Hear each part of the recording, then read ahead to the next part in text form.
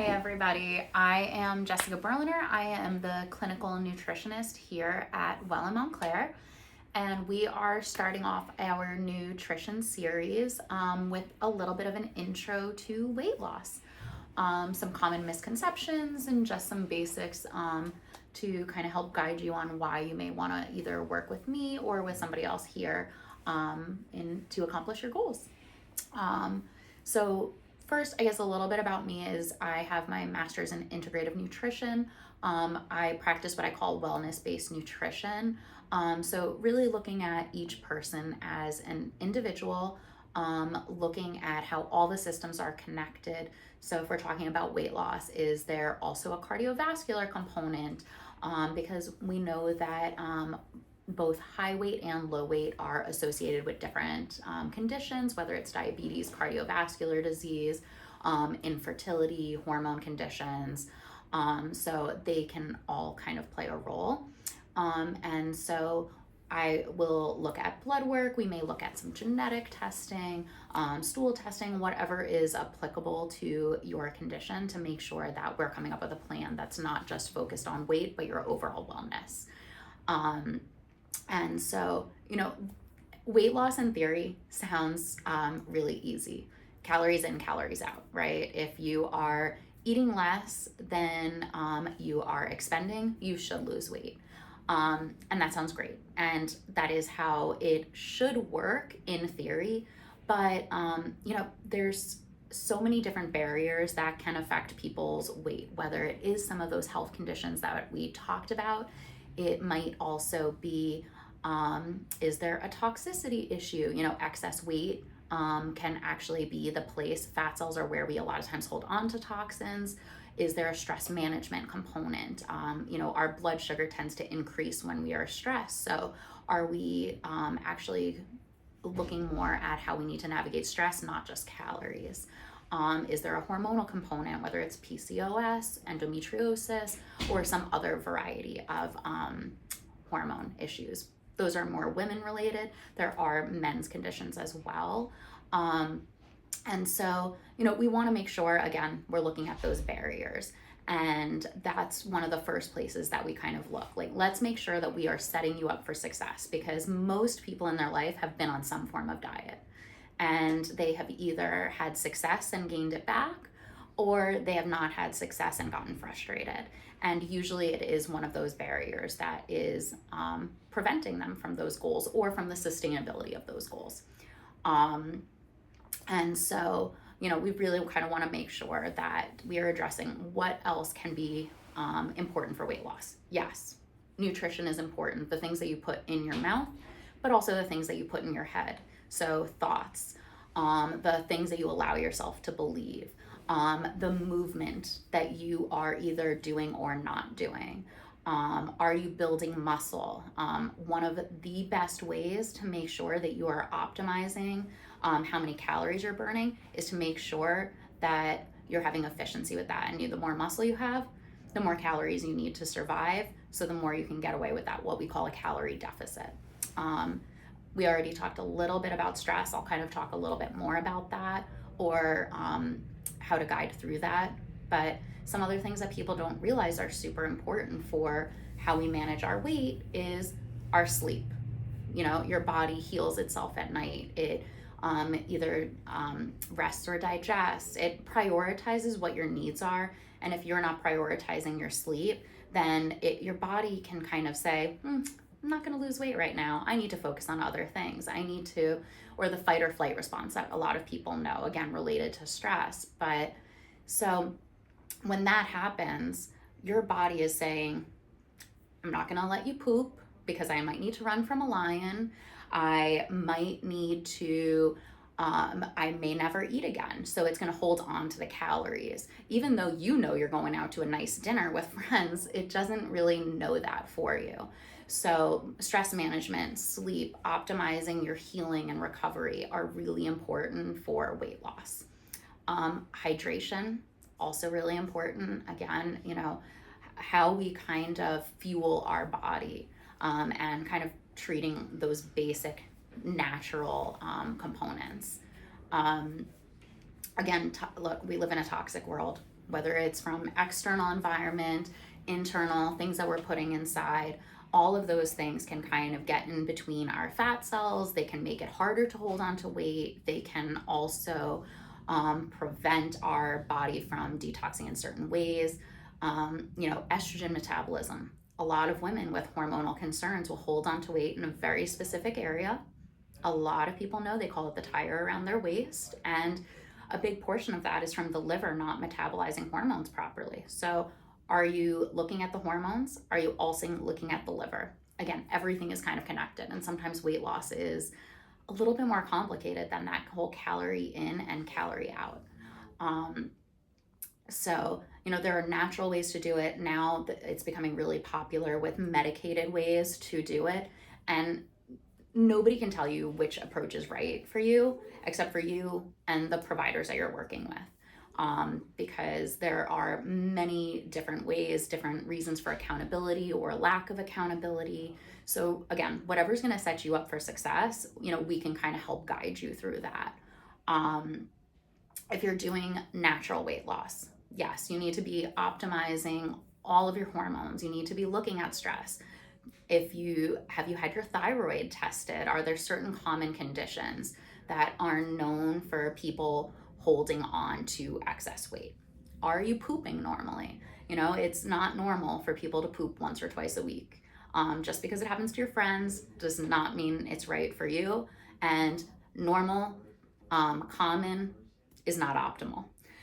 So really looking at what is optimal and making sure that, look, that is how one of the ways that we release toxins from our body, and it can account for sometimes 1 to 3 pounds per day for people. And then brain fogginess, all of these other symptoms that arise from that, let alone just feeling heavy and not great in general. If you haven't gone to the bathroom, you're not feeling well. Most people are not feeling as good about their movement. People are not exercising properly. They may not feel sick. So, again, looking at what we can do to kind of help all of those different pathways. And then, so also how you keep yourself accountable. Look, nobody likes to track their food. It's not fun. It's not fun for anybody. It's complicated and it can be really difficult, but it doesn't have to be that way. And it can be a really good tool for diagnostics, just to be able to know, oh, this is what a serving looks like. Oh, if I need this amount of protein, am I meeting it? Oh, I thought that I was having 90 grams of protein. Turns out I'm having 50. No wonder you're hungry. There are even a lot of people who eat salads every day. Most salads are either very tiny salads or very large salads. Some are like 200 calories and some are 1,500 to 2,000 calories. So is there some range in there? Making sure, again, you're not starving yourself through the foods that you're having on a regular basis, that you are eating at your meals, and then snacking to overcompensate for it, where those sneaky calories come in. And that's one place where, it's really easy to kind of track and see where those little sneaky calories kind of come in. And also, maybe it's a food journal. Maybe it's not tracking on an app. Maybe you're not looking at calories. Maybe you're taking photos of your food. Maybe you are doing a journey with your friend. Maybe you're working with a nutritionist or a trainer, some kind of provider who can actually help guide you on not only what is best for you, or at least, again, to kind of keep you accountable so that you're not alone with what you're eating, with your thoughts, in that kind of way. So tracking is one way to keep yourself accountable, but it's not the only way. And sometimes it works until it doesn't. So you need to kind of make sure that you're setting yourself up with tools and a sustainable plan, whether it is also about meal prepping, having your grocery shopping done, figuring out what works for you. Each person is different. Some people love to meal prep. Some people hate it. Some people do meal delivery services. Some people prep components. Some people make smoothies. There's different ways to kind of prep your food. Or again, maybe you are allotted a certain quantity of money from your job per day where you eat out. Is eating out always the best option? Probably not. But if you know that you have that and you set up what you're going to eat, then that can be a way to help keep yourself accountable. So, you kind of have to know yourself. And, there are grand ideas, right? Everybody thinks they're going to have that Instagram worthy, beautiful meal prep. Like, I don't. Mine looks like a disaster, but it gets me through the week. So it's figuring out what's going to work for you or your family. If you have kids and you're constantly eating their food, okay, well, were you eating it because you were hungry, or are you eating it because you're tasting it?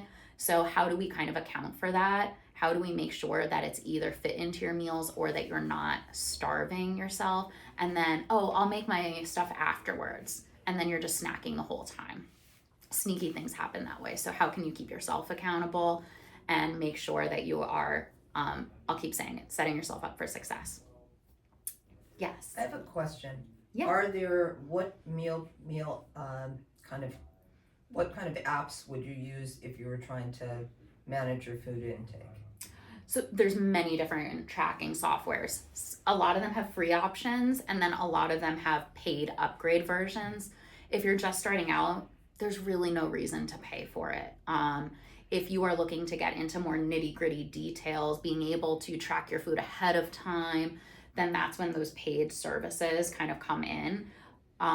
I would say that you kind of have to play around with them. I have about 3 or 4 that I use with different people. I have 2 that I personally like a little bit more, but it comes down to the types of food that you tend to eat, and do they have the library of the foods that are trustworthy?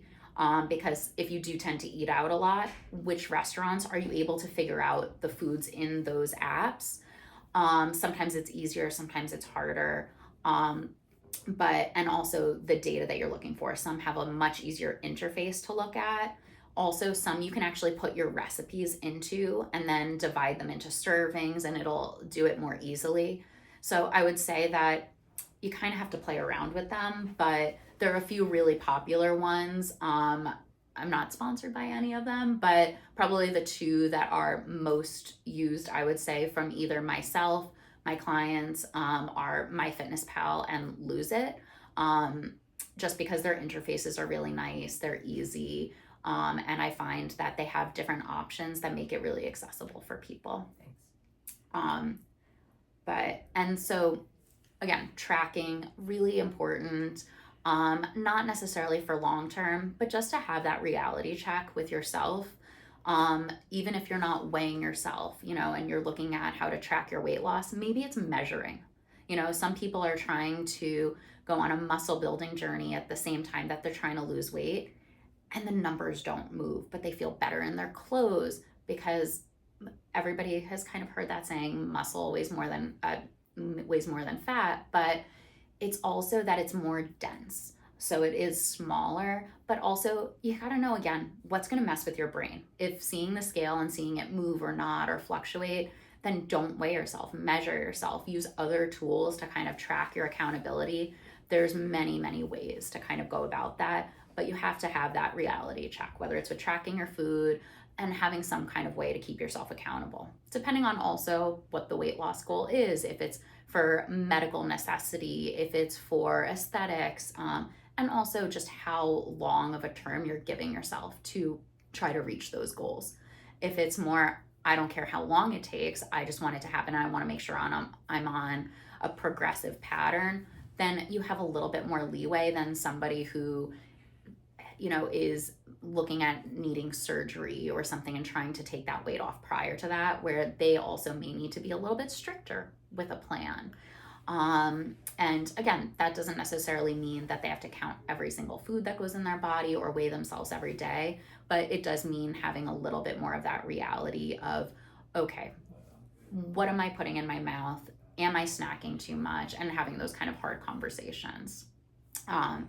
And then, look, again, medications have become really popular. One of the most popular is the GLP-1 agonists like Ozempic, or the semaglutides, the tirzepatides, and they can be really effective tools, especially for people who have a really high BMI or have a high weight loss amount and where it feels daunting, or blood sugar regulation issues or diabetes where they're trying to, hit multiple tools, use tools to hit multiple metrics. But also there's metformin, which is commonly used for diabetes. There's appetite suppressants, which I'm not even going to mention because, to be honest, I'm not usually a fan of them. I think a lot of them have a lot of side effects. Not that the other ones don't, but these particularly are not my favorite. So with any of the medications, there may be side effects or nutrient depletions. So you really have to be efficient about your calories, because like the GLP-1 agonists, one of the biggest things that they do is help reduce the quantity of food, right? They slow down your motility, so that people are usually ingesting less amount of calories. So you need to be more efficient with your calories. You need to be prioritizing your proteins, your fibers, making sure that you're looking at the common side effects, whether it is digestive side effects, whether, again, nutrient depletions, and really optimizing those. And that's where kind of working with a practitioner can really be helpful, to make sure that they're looking at your blood work, your concerns, any other medications that you're on, and kind of helping that bring into light. And then again, lab testing, right? So many people have been trying to lose weight for so long, and then they go get lab testing done, and they've had Hashimoto's, which is an autoimmune thyroid disorder, for 10 years that's been undiagnosed. They optimize those levels, whether it is through medication, through lifestyle, or whatever it might be, and then maybe they start that process. Weight loss is usually slow. That's the problem with it. You need some patience. A lot of people, again, have done different types of plans that don't last that long. They lose a large amount of weight. And then what's the first thing that they do is they celebrate. Like, oh, I gave up so many foods. I can't wait to have this cake or this dessert or this. You need to create a plan that you're not necessarily always missing those foods and waiting for them to come back into your life. If you are creating a more sustainable plan, then you're giving access to some of those foods in a more moderate way, where they are not driving. And that's another thing that some of the GLP-1 agonists do for people who have a lot of food noise. Their whole day is thinking about which foods are going to be consumed, whether it's, oh, I can't wait to have this for dinner, or this dessert, or oh, should I have this as a snack? And a lot of people have that to some element, but sometimes it takes over. It feels really, really draining. And that's where some of those GLP-1 agonists really help, is helping to calm that noise, where people feel really good about the foods that they're ingesting, and that it's not kind of taking over some of their life. But the thing about weight loss with anything that is about nutrition is it's complicated, because each person's different. We need a truly individualized plan. You need to make sure that, again, you're looking at those different factors. You're looking at the stress. You're looking at family relationships. What if you are a woman and your husband loves to eat out and he brings you ice cream every day? Like, eventually you're going to give in to having ice cream every day if that's what's in the house. So relationships matter. What your kids are eating, what other family members are having. If you have some kind of religion that you follow that has a lot of holidays, and the foods that are eaten in those holidays, how are you navigating those? Because a common question that comes up is about like cheat meals and what can kind of fit in, and it depends on your goals. It depends how you want to reach those goals. Again, what your accountability is. I hate the word cheat meal.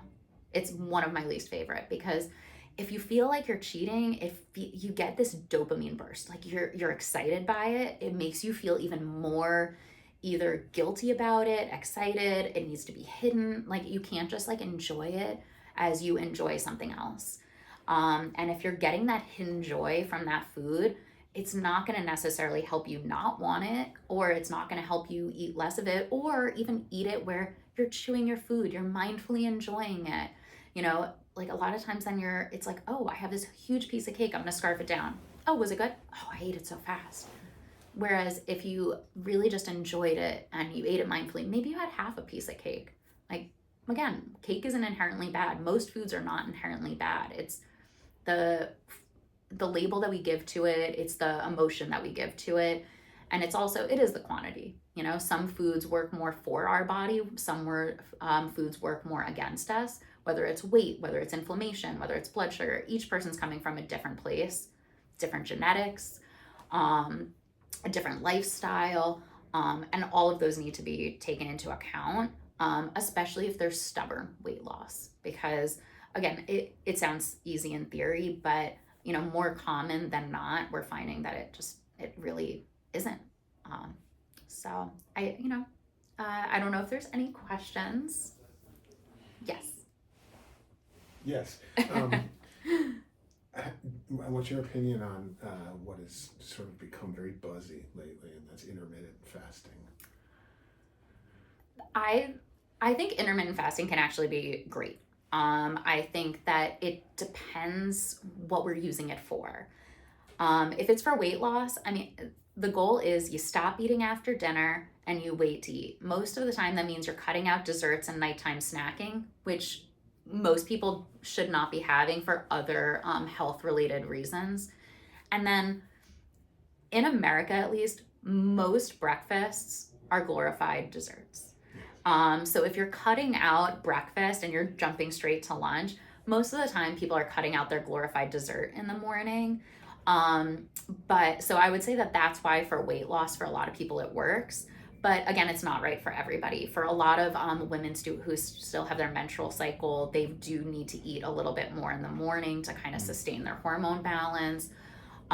For younger people in general who are also trying to build muscle or bone, we want to make sure that you're getting enough of your nutrients in.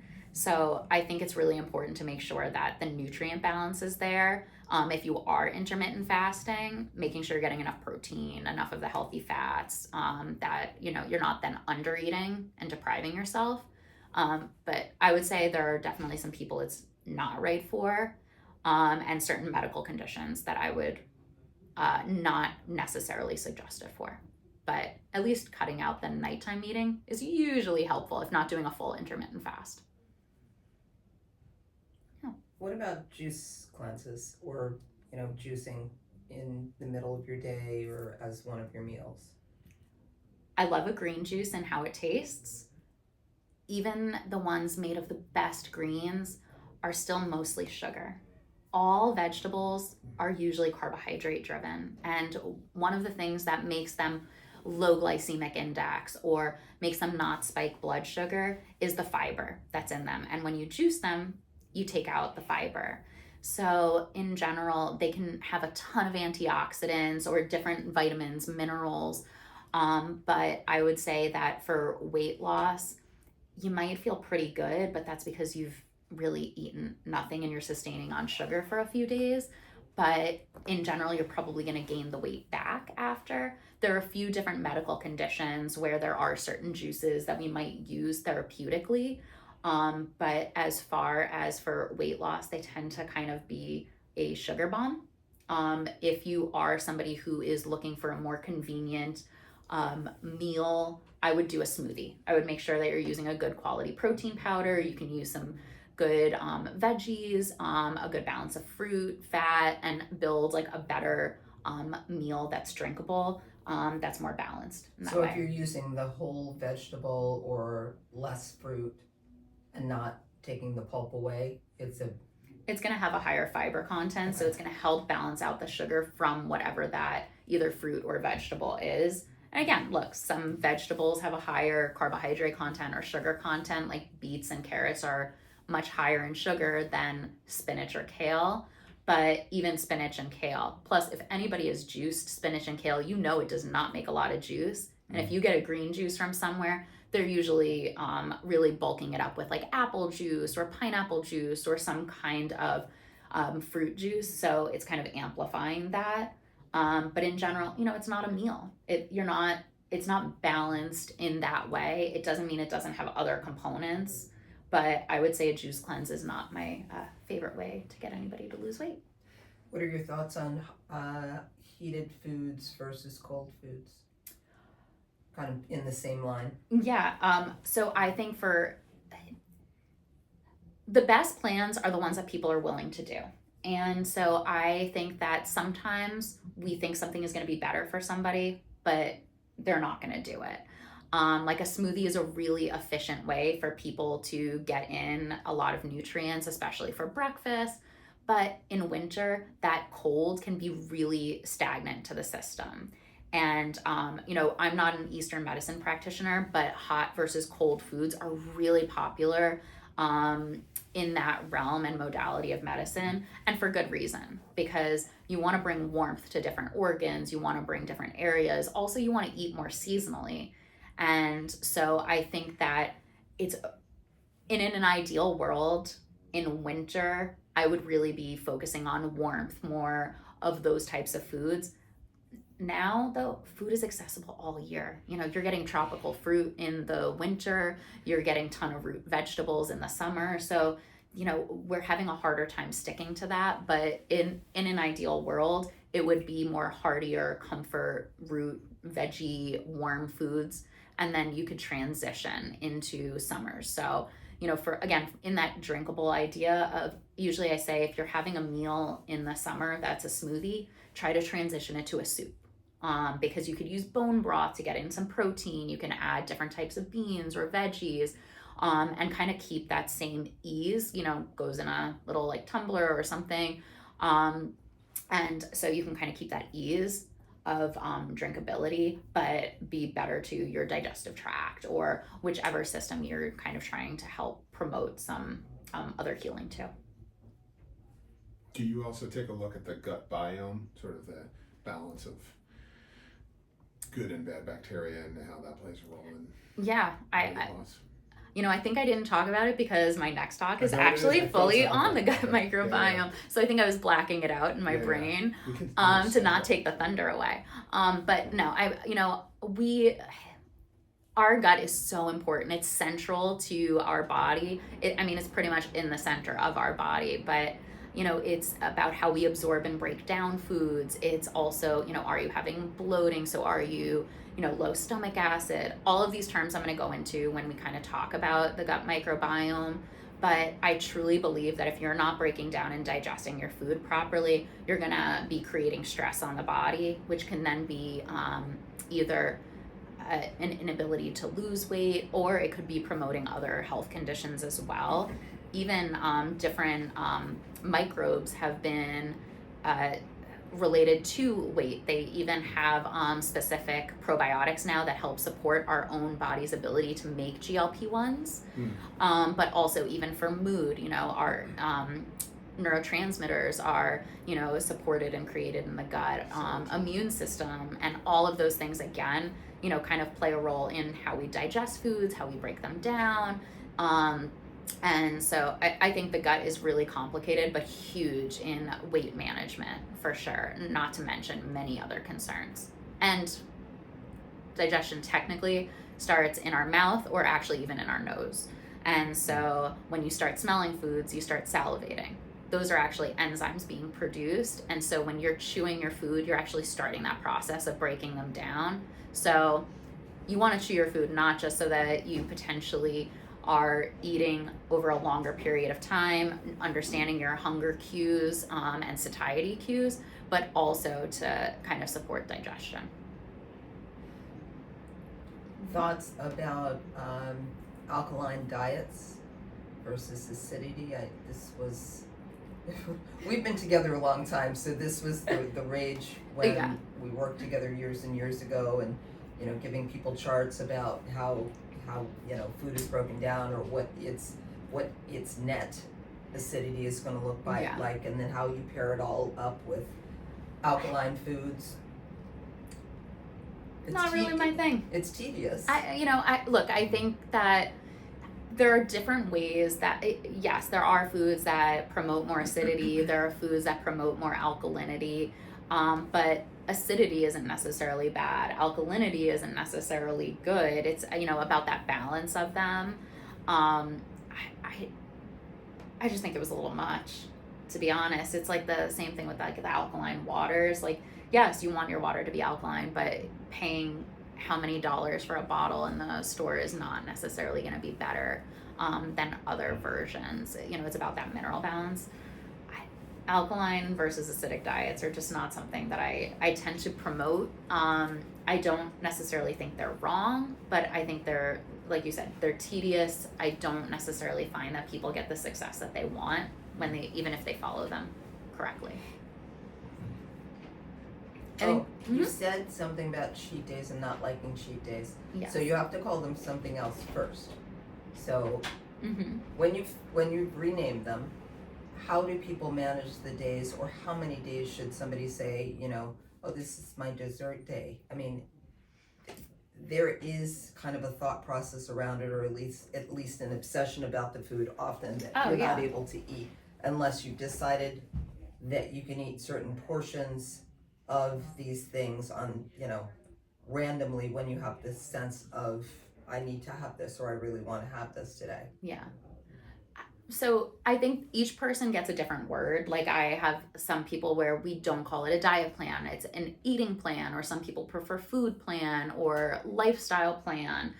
As far as cheat days or cheat meals, again, we can come up with different names. Just because I don't like it doesn't mean I don't use it. It depends on people's mental status and emotional state of being with their food and with their body. Because some people, like, even though we don't like it, we just use it. But again, I think it depends on their goals. If somebody says, my daughter is getting married in 3 months and I need to fit into the dress because I already bought it, like, then we need to, okay, if your emotional state can handle it, you might really need to navigate, are those cheat meals worth it? Or are they going to, impact your goal, how fast you can get there? I think that also we need to get away from the idea of, like, a cheat meal ruining your entire week. Look, what you do on the weekend matters. So if you are having dinner Friday night with lots of drinks and then all day Saturday and Sunday, like, yes, that is a big portion of your week that could be thrown out the window for your goals. It does not mean it's going to destroy them over the long term, though. You can still get there. You may just need to readapt or, change. Like, if you go on vacation, like, you should enjoy your vacation, but set yourself up with sustainable goals, whether it's making sure that no matter what, you always have, like, a good solid breakfast. You're meeting those goals. You're drinking your water. You're focusing on sleep. Find your non-negotiables so that whatever you are doing outside of that doesn't make you feel like you're off rail or off the track. It's a little detour. And so, again, each person is different. I have some people where they're like, they have dessert once a week. Some people are having dessert every night. Sometimes dessert is a piece of chocolate. Sometimes it's ice cream. Sometimes it's frozen yogurt. Sometimes it's something they've made themselves. There's different ways to adapt to what are the foods that are worth it to you. Which foods provide joy? Which foods provide comfort? Which foods provide nourishment? And what are their priorities? And is do you have, a connection to those foods that are something you want to break? Or are they something that you feel attached to in a way that maybe you don't want to? Or is it just something that's part of your weekly traditions? So each person is kind of different in that way, where goals, sustainability, emotional state around food in their body, I think would say are the priorities to choosing those. See, like acupuncture, you have to be part psychologist too. Yeah. One of the things that I say about nutrition, and I actually was one of our other providers here, lovely Alicia, who you guys just heard from with Matt, is there's science, but there's also art. And two things that I think about acupuncture and nutrition are, there is science behind it. Like, we use science-backed and evidence-based, like, nutrition, medicine to really come up with our treatment plans. But treatment plans don't always work by the book. So you need to have creativity. There needs to be an artistic aspect. You're taking into account people's different sensitivities. You're taking in food preferences, all of those different things. And so that's where kind of the art of it comes in. And sometimes that's where even just personalities, do you like your provider? Do you want to listen to them? Do you want to work with them? Do you vibe with, not every person is for every person. So that's where, making sure that you trust your providers and can get along with them. The amount of people who come in and lie to me about their food, I can't help you if you're lying to me because I don't know. Although, by the way, I usually do now, can tell. I may not know what the lie is, but so, I think it's important to make sure that those are things that are coming up. You need to feel safe. It should feel like a safe space. Anything else? I don't think so. All right. Well, thank you guys. This was fun. It's my first live, and so we'll be doing another one in a couple weeks, talking about gut health and the microbiome. If you guys have questions ahead of time that you want to send in, feel free to either send it on our Facebook or our Instagram account, or even leave a note at the front office if you're a current client. And otherwise, I'll try to do another little basic intro into gut health, and I'll see you guys in a few weeks. Yep, 2 weeks.